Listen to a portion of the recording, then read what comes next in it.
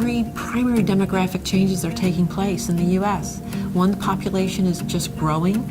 The second is that it's becoming more culturally diverse. And three, the population is aging. And if we do prepare and we embrace it and we say this is great, then I think we'll all be very resilient and we'll enjoy our later adulthood. The Bowling Green State University's Optimal Aging Institute really is an asset for senior service providers throughout Northwest Ohio. What the Optimal Aging Institute does is mobilize community and university resources to expand programs, services, and research for older adults. My favorite thing to do is the weight training for the bone health. At the Student Recreation Center, we have a wide variety of fitness programs that are specifically to the older adults. In addition to fitness, we also have special events that focus on different health and wellness topics. As seniors, even though we don't feel like seniors, once you retire from work, you don't have all the interaction that you enjoy with people every day. And so when you get out to these classes and you get out to the exercises, you get the social interaction as well as the physical interaction. So you're not only keeping your body sharp, you keep your mind sharp. One of the things I think that we need to make sure older adults realize is they need to stay involved in current issues and help to address those issues.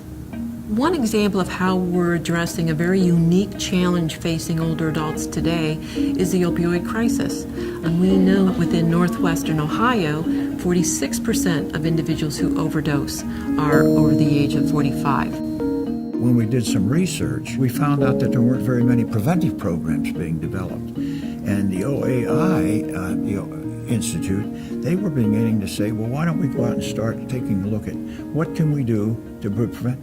We found out we had to educate our seniors because they were naive about the opiate problem.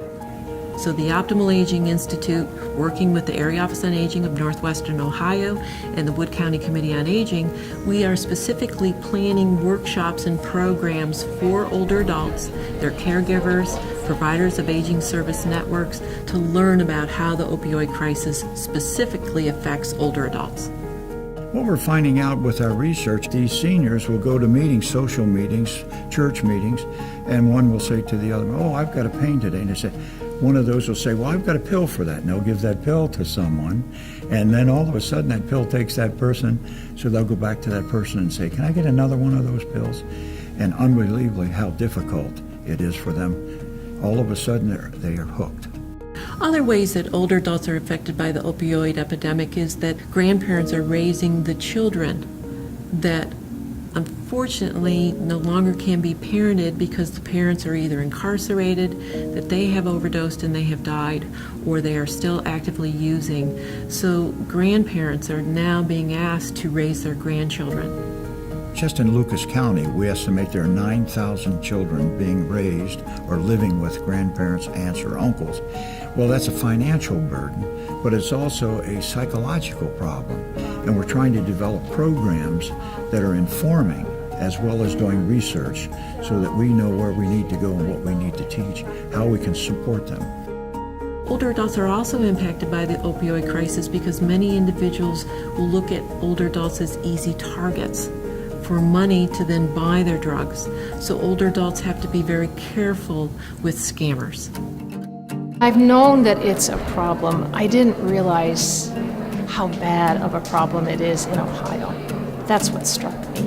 And the other thing I learned today, so far today, is that I didn't realize that it is a problem with older adults.